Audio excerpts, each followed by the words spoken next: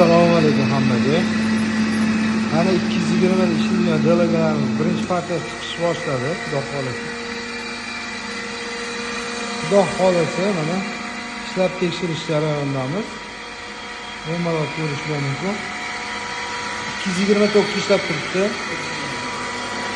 Danyamani tokimiz 188 volt, 82 gradus. Hozir ishlagani qizigandan keyin ventilatorlarni tekshiramiz. Mana holati. Bu 150 litrda chiqdi bu kompressorimiz.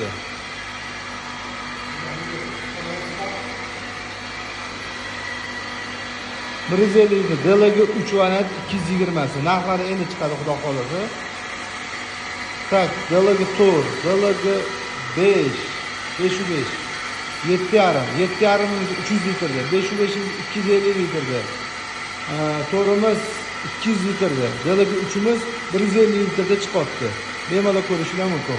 Xudo xolasa.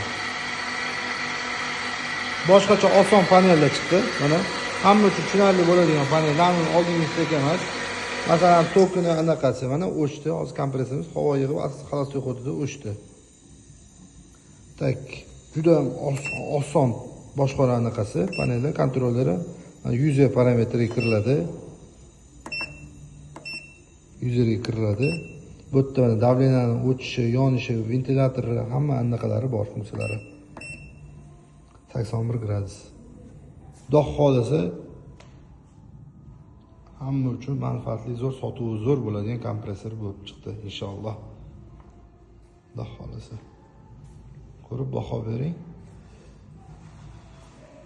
Xudo xolasa qolgan partiyalarni sekin-sekin chiqadi. Hozir nastroykalarni qolamiz. Tak, yana bittasini ko'rsatib qo'ying. Tak, mana fault degan rejim bo'ladi. Faultga kiriladi klient mabodoga. Bu yerda ham ошибкалар chiqib keladi. Qancha vaqt ishlaganini bu yerda ko'rinadi. Endi hammasi 2 soat, 3 soat, 4 soat ishlaydigan bo'ladi. Chunki biz buni tekshiramiz.